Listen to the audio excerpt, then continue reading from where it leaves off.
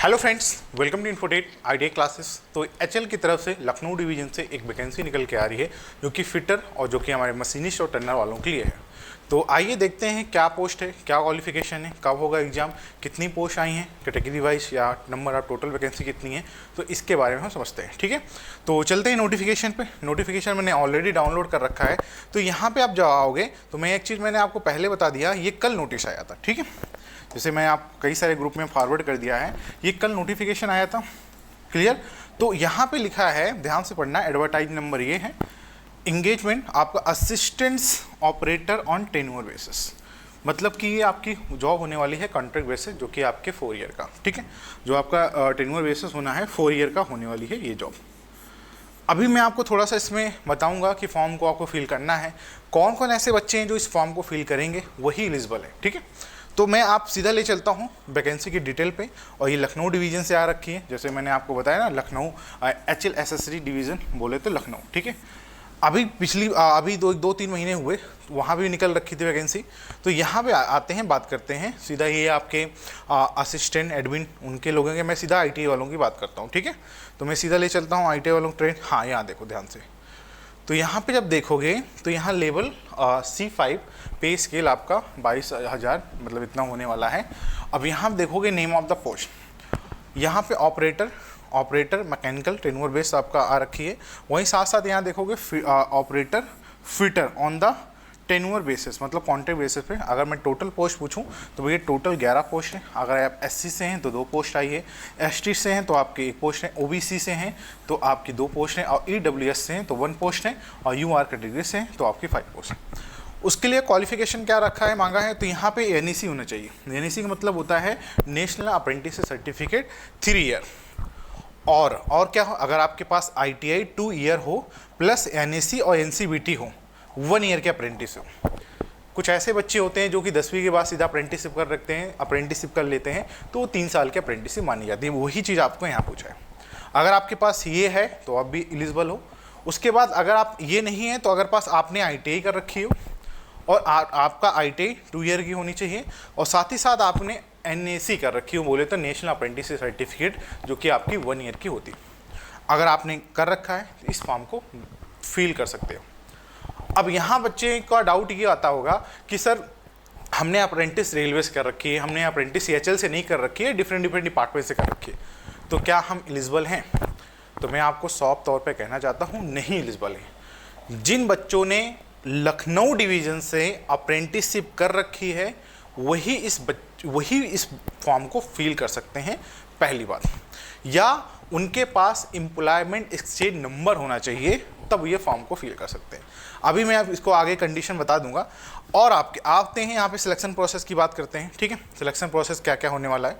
तो यहाँ पे देखो, यहाँ पे आपके जो इलेक्ट्रॉनिक मैकेनिक है उनकी भी निकल रखी है, और साथ साथ मशीनिस्ट वालों की भी इस बार निकल रखी है। पिछली बार तो नहीं थी, इस बार भी मशीनिस्ट वालों को निकल रखी है। नंबर आप 10 पोस्ट है। अगर आप चाहते हो कि सर 4 साल हमें जॉब करनी है, भाई आपकी सैलरी भी सही है, 35 से 40 हज़ार रुपये आपको इन हैंड मिलने वाला है। ठीक है, अब यहाँ पे ऐसे बहुत सारे ऐसे जो हैं एम्प्लॉयमेंट, मतलब कि बच्चे लगे हुए हैं जो कि अभी तक तो उनको बाहर निकाला नहीं गया। अगर आपका क्या कहते हैं बिहेवियर सही है, काम करने का सही तरीका है, तो 4 साल के बाद भी आपको एक्सटेंड कर दिया जाता है, जैसा कि देखने को पता चलता है। ठीक है, चलो आप यहाँ पे आते हैं, सीधा मैं ले चलता हूँ जो मेन हाईलाइटेड पॉइंट है वहाँ की बात करता हूँ। ठीक है, चलो हाँ ध्यान से देखो, यहाँ पे सिलेबस क्या होने वाला है, ध्यान से देखो। The written test will be 2, मतलब कि 1 बाई, मतलब आपका 2.5 घंटे का आपका टाइम होने वाला है। And duration of the question papers will be 3 part. ठीक है, पार्ट 3 कौन से है? एक तो आपका जनरल अवेयरनेस, और पार्ट 2 क्या है, इंग्लिश और रीजनिंग क्या है, और पार्ट 3 क्या है आपका कंसंट्रेट, जो कि आपकी जो अभी आपकी डिसिप्लिन होगी ट्रेड से 100 क्वेश्चन आने वाले हैं। ठीक है, टोटल में क्वेश्चन की बात करूँ तो भैया 160 क्वेश्चन होने वाले हैं, उसके लिए 2.5 घंटे आपको टाइम मिला है। क्लियर। अब देखो यहाँ से बहुत बच्चे का डाउट होगा, सर ट्रेड से कहाँ से आएगा? तो इन्होंने बहुत अच्छे क्लियर से मेंशन कर रखा है कि भैया operator fitter on the tenure basis as per ITI syllabus, जो कि आपने 2 साल में ITI कर रखा होगा, जो कि NCVT बोले तो आपका क्या कहते हैं निम्मी के पैटर्न पे, तो वहाँ से आपके 100 क्वेश्चन पूछने वाले हैं। ठीक है, और आगे देखते हैं यहाँ पे हाईलाइटेड पॉइंट।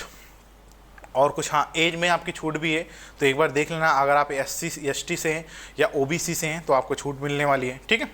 हाँ एक चीज़ यहाँ पे, हाँ सिलेक्शन प्रोसेस देखो, selection process selection will be done through the written test, जो भी आपका रिटन टेस्ट में नंबर आएगा फाइनल सिलेक्शन आपका वहाँ से होना है, ठीक है। तो और यहाँ पे हाईलाइटेड पॉइंट कुछ है, हाँ देखो ये आपकी क्या कहते हैं क्वालिफाई परसेंटेज है, बाकी इनकी साइट पे जाके आप यहाँ से क्या कहते हैं फॉर्म को फिल कर सकते हो, ऑनलाइन मोड फिल कर सकते हो, ठीक है।